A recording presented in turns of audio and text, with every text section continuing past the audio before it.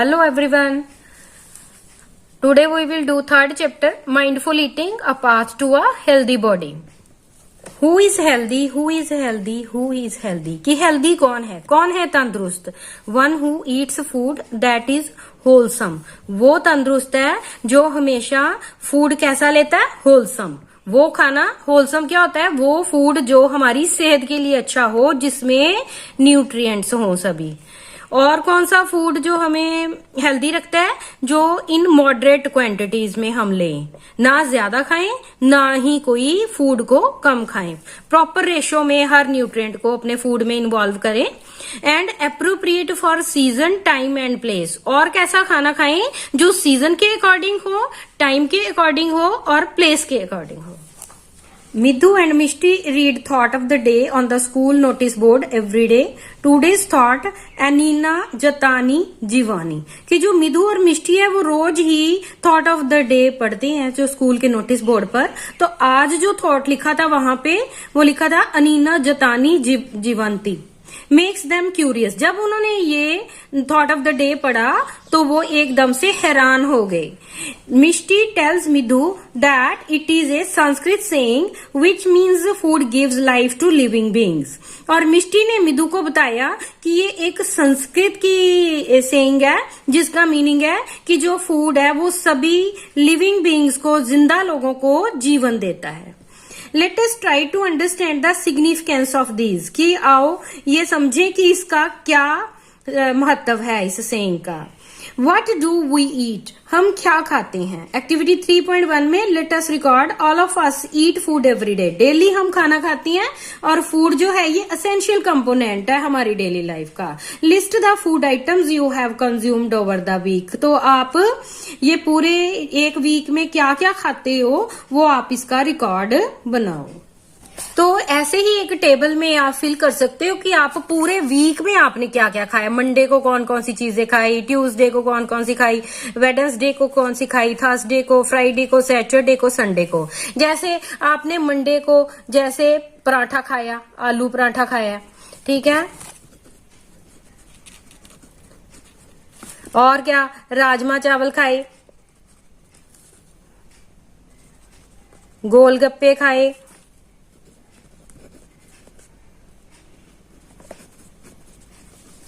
और चटनी खाई. ठीक है, ऐसे ही आपने फिल कर लेना सभी डेज में. एक मैंने जैसे फिल करके बताया तो ऐसे ही आपने ये पूरा टेबल भर लेना जैसे किस डे पे आपने क्या खाया था. What observations can you make about your food from the data collected. तो आपको इससे क्या आप नोट करोगे? Do you eat the same kind of food in every meal और डू यूर चॉइसेस वेरी. तो आप ये देखोगे कि आप डेली जो खाना खाते हो क्या ये सेम ही तरह का खाना खाते हो या फिर आपकी चॉइसेस वेरी करती है. वेरी वर्ड का मतलब डिफरेंट, कि आपकी चॉइसेस डिफरेंट है. Compare your list with those prepared by your friends. और अपने बाकी फ्रेंड्स से भी आप ऐसे ही इस चार्ट जो कॉलम है इनको भरने के लिए बोलो. तो find similarities and differences in the food consumed by you. तो आप फिर उनसे अपना कंपेयर करो कि कौन कौन सी चीज हमने सेम खाई और कौन कौन सी अलग खाई. What did you find. क्या आपको इससे आपको पता चलेगा. Record your findings in your notebook. और फिर आप उसको जो है अपनी नोटबुक में नोट करो. You may have notice that there is a variety in the food eaten by you and your friends. तो जब आप इस कॉलम्स को भरोगे और आपके फ्रेंड्स भी फिल करेंगे तो आप देखोगे कि आपने वेराइटी ऑफ फूड्स जो है वो पूरे वीक खाए होंगे. Do you think that such diversity in food exist in all states of our country. तो क्या आप ये सोचते हो कि ये पूरी अलग अलग जो स्टेट्स है हमारे कंट्री की, तो वहां पे अलग अलग तरह का जो फूड है वो चलता है. फूड इन डिफरेंट रीजन्स, की अलग अलग तरह के फूड है हमारे सभी रीजन्स में कंट्री के. Find out the types of foods traditionally consumed and the crops grown in various states of India. तो इसी तरह से आप पूरे जो हमारी इंडिया की स्टेट्स है उनमें कौन कौन सी चीजें खाई जाती हैं और वहां पे कौन कौन सी क्रॉप्स उगाई जाती हैं इनके बारे में आप नोट कर सकते हो. You may refer to the books in your library, search the internet and interact with your friends, family and neighbours to collect information. और इस इंफॉर्मेशन को कलेक्ट करने के लिए आप किस किस की हेल्प ले सकते हो। एक तो जो लाइब्रेरी में बुक्स है डिफरेंट स्टेट्स के बारे में, तो वहां से आप फाइंड आउट कर सकते हो कि वहां पे कौन सी क्रॉप्स उगती हैं और कौन कौन से फूड वहां के लोग खाते हैं। आप इंटरनेट से भी सर्च करके पता लगा सकते हो कि वहां पे क्रॉप्स कौन सी है, कौन सी स्टेट की, और वहां पे फूड कैसा खाते हैं। एंड अपने फ्रेंड्स से, फैमिली से, नेबर्स से भी बातचीत करके आप पता कर सकते हो कि किस स्टेट में कौन सी क्रॉप्स उगती हैं और किस स्टेट में कौन कौन सी चीजें जो हैं वो ज्यादा खाई जाती है। In table 3.2, add more states and fill the collected data. A few examples are already given. तो यहाँ पे इस टेबल में कुछ स्टेट्स के बारे में लिखा हुआ है कि वहां पे कौन कौन सी क्रॉप्स है और कौन कौन से फूड खाए जाती हैं। Some traditional foods items in various states of India. तो यहाँ पे पंजाब में जो लोकली ग्रोन क्रॉप्स है वो मेज है, व्हीट है, चिकपी है, चने हैं एंड पल्सीज है, दालें उगाई जाती वहां पे। ट्रेडिशनल फूड आइटम्स ईटन, खाते कौन कौन सी चीजें हैं, मक्की की रोटी खाते, सरसों का साग, छोले भटूरे, परांठा, हलवा, खीर। और बीवरेजेस कौन कौन से वो ड्रिंक्स लेती हैं, लस्सी है, छाछ है, बटर मिल्क है एंड टी है। कर्नाटका में जो लोकली ग्रोन क्रॉप है राइस है, रागी है, उड़द है एंड कोकोनट है। और ट्रेडिशनल फूड आइटम्स कौन कौन सी खाई जाती हैं वहां पे, इडली है, डोसा है, सांबर है, कोकोनट चटनी, रागी, मुद्दू, पाल्या, रसम एंड राइस। और इसमें बीवरेजेस बटर मिल्क है, कॉफी है एंड टी है। मणिपुर में ऐसे ही लोकली ग्रोन क्रॉप राइस है, बेम्बो है, सोयाबीन है। और जो वहां पे फूड आइटम्स खाई जाती हैं राइस है, इरोम्बा एंड उट्टी एंड सिंजू एंड कांगसाई। ये अलग अलग जो है वहां पे जो फूड खाए जाते हैं। और वहां पे बीवरेज जो है वो ब्लैक टी है। और यहाँ पे एनी अदर स्टेट भी आप अपनी फाइंड आउट करके लिख सकते हो। यहाँ पे why do we see diversity in traditional food consumed in various states of our country. तो अब आपने ऊपर टेबल में देखा कि हर स्टेट में जो है वो डाइवर्सिटी है ट्रेडिशनल फूड की, अलग अलग तरह के वहां पे फूड खाए जाती हैं। तो analyse the data collected by you in table 3.2 are there food items that are common across state. तो आप यहाँ पे नोट करो कि इस टेबल में कौन कौन सी जो फूड आइटम्स है जो कॉमन है, जो मोस्टली स्टेट्स में खाई जाती हैं। Make a list of those food items, आप उनकी एक लिस्ट बनाओ। You may find that some food items are common in many states. तो आप फाइंड आउट करोगे बहुत सारी फूड आइटम्स कॉमन है, बहुत सारी स्टेट्स में खाई जाती हैं वो, while some are eaten only in a particular state. लेकिन कुछ ऐसी भी फूड आइटम्स हैं जो पर्टिकुलर स्टेट में ही खाई जाती है। What relation do you find between the traditional food items and the locally grown crops? तो इसमें आपको क्या पता चलता है कि क्या रिलेशन है कि वहां पे क्रॉप में जो वहां पे उगाई जाती है और वहां पे फूड आइटम्स में क्या संबंध है। You must have observe that the traditional food of any state is usually based on the crops grown in that state. तो जब आप इसको नोट करोगे तो आपको ये पता चलेगा कि वहां पे जितनी भी फूड आइटम्स होंगी वो वहां पे जो क्रॉप्स उगती हैं ज्यादा उसी से बनी होती हैं। India is an agricultural country.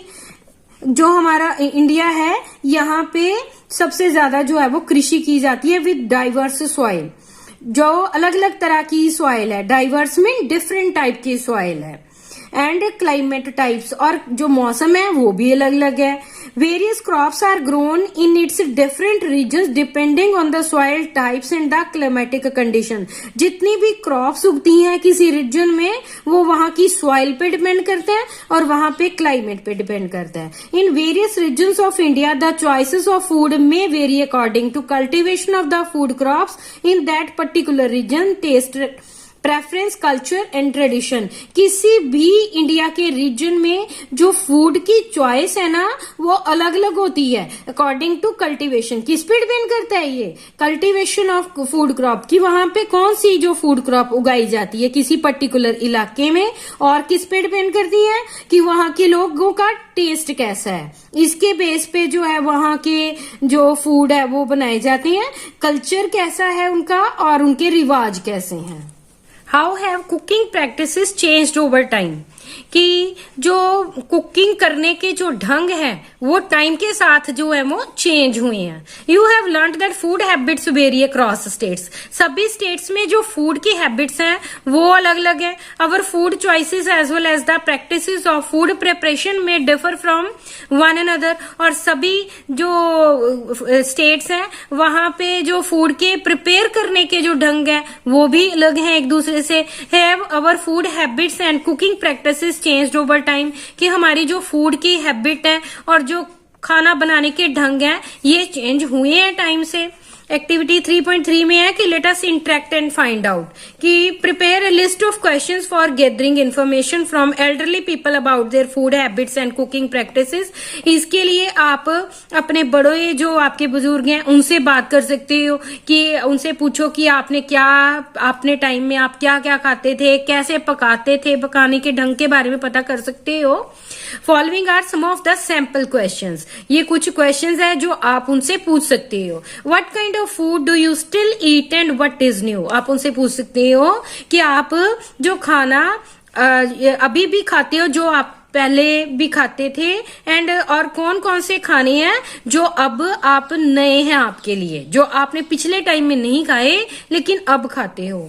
What are the changes in cooking practice, और क्या पूछ सकते हो आप अपने एल्डर पीपल से कि आपके जो खाना बनाने के ढंग है क्या चेंजेस हुए हैं उनमें टाइम के साथ। What has caused these changes, और क्या क्वेश्चन कर सकते हो आप उनसे कि ये जो चेंजेस हुए हैं खाना बनाने के ढंग में इनका कारण क्या है। Conduct interviews with some elderly people based on the questions prepared, तो आप उनसे इंटरव्यू लेके आप नोट कर सकते हो अपने एल्डरली पीपल से।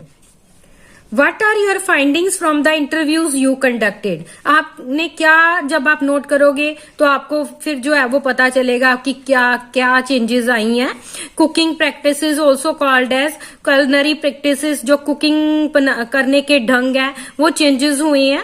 दे have changed and there is a significant difference between traditional and modern culinary practices, जो पहली वाली जो पुरानी खाना बनाने के ढंग और आज के जो खाना बनाने के ढंग है वो अलग है। Earlier most cooking was done using ए चूल्हा, पहले टाइम में जितनी भी कुकिंग की जाती थी चूल्हे पे की जाती थी। Now days most of us cook using a modern gas stove, लेकिन आजकल तो हम मॉडर्न गैस स्टोव पे ही खाना बनाते हैं। Earlier most grinding was done manually using a silbatta, पुराने टाइम में जो ग्राइंडिंग की जाती थी वो सिलबट्टा की हेल्प से की जाती थी। These days we use an electrical grinder, लेकिन आजकल हमारे घरों में इलेक्ट्रिकल ग्राइंडर है जो कि पीसने में उन्होंने हमारा काम आसान बना दिया है। Find out what were the other ways of cooking and grinding, और भी आप ढंग पता कर सकते हो दूसरों से कि कैसे ग्राइंड करते हैं, खाना बनाने के कौन से ढंग है। Why have these culinary practices changed over time, ये जो हमारे खाना बनाने के ढंग है ये क्यों चेंज हुए हैं टाइम के साथ। These things may be due to factors such as the technological development, ये जो है इसके लिए फैक्टर्स कौन से रिस्पॉन्सिबल है, क्योंकि आजकल टेक्नोलॉजी की डेवलपमेंट हो गई है, अलग अलग मशीन आ गई हुई है जिन्होंने हमारे काम को आसान बना दिया है। इम्प्रूव्ड ट्रांसपोर्टेशन, और क्या कारण है कि बहुत ज्यादा ट्रांसपोर्टेशन, एक से दूसरी जगह जो है वो चीज बहुत जल्दी पहुंच जाती है। अगर कोई मंगवानी है कोई मशीन वगैरह तो इजीली पहुंच जाती है। एंड बेटर कम्युनिकेशन, और लोगों में आसपास जो है वो बेटर कम्युनिकेशन हो गई है, हम दूसरे इलाकों की चीजों को भी अपने पास मंगवा सकते हैं। What are the components of food, कि खाने के अंदर कौन कौन से कंपोनेंट्स है। Midhu and Mishti visit the traditional food festival, Midhu और मिष्टी जो है एक फूड फेस्टिवल लगा वहां पे गए, ऑर्गेनाइज्ड इन देयर स्कूल, वो उनके स्कूल में ही फेस्टिवल लगा था। Theme of the festival is eat healthy live healthy, और उसका जो थीम था फेस्टिवल का वो ये था कि हमेशा हेल्दी खाना ही खाओ और हमेशा हेल्दी जीवन जियो। The festival features various stalls displaying different kinds of traditional dishes, और इस फेस्टिवल में क्या था कि अलग अलग स्टॉल लगे हुए थे जहां पे डिस्प्ले किए थे ट्रेडिशनल डिशेस जो पुराने टाइम में खाई जाती हैं। Doctor Poshita and nutritional expert, जो डॉक्टर पोशिता थी वो जो कि एक न्यूट्रिशनल एक्सपर्ट थी, explain to students that health is the ultimate wealth, वो स्टूडेंट्स को ये समझा रही थी कि जो हेल्थ है ये ही हमारे लिए हमारी वेल्थ है, क्योंकि अगर हेल्थ होगी तभी हम कुछ कर सकते हैं अपनी लाइफ में। Let us understand what doctor Poshita means by this statement. जो डॉक्टर पोशिता थी वो बच्चों से बोल रही थी ये जो बात, तो उसका स्टेटमेंट का क्या मीनिंग है। Have you ever missed a meal, क्या आपने कभी कोई खाना बीच में से मिस किया है अपना। How do you feel when you miss a meal, जब आप कोई एक टाइम का या 2 टाइम का मील मिस कर देते हो, खाना मिस करते हो, तो आपको कैसा फील होता है। वी फील टायर्ड, तो हमें थकावट महसूस होती है, एंड लेस एनर्जेटिक, और हमें ऐसा लगता है कि हमारे में काम करने की शक्ति नहीं है। When we do not eat for some time, जब हम खाना कुछ समय के लिए बीच में से छोड़ देते हैं। Why do you think a marathon runner drinks glucose water during and after a race? तो आपने ये देखा है कि जो मैराथन रनर है वो बीच बीच में ग्लूकोज वाटर पीता है जब वो रेस लगा रहा होता है, और जब रेस खत्म हो जाती है फिर भी वो पीता है। क्यों पीता है वो। ग्लूकोज प्रोवाइड्स इंस्टेंट एनर्जी, क्योंकि ग्लूकोज जो है वो एक जैसे ही वो पीता है उसी टाइम उसको एनर्जी प्रोवाइड करता है। Glucose is an example of a carbohydrate, जो ग्लूकोज है ये कार्बोहाइड्रेट की एग्जाम्पल है।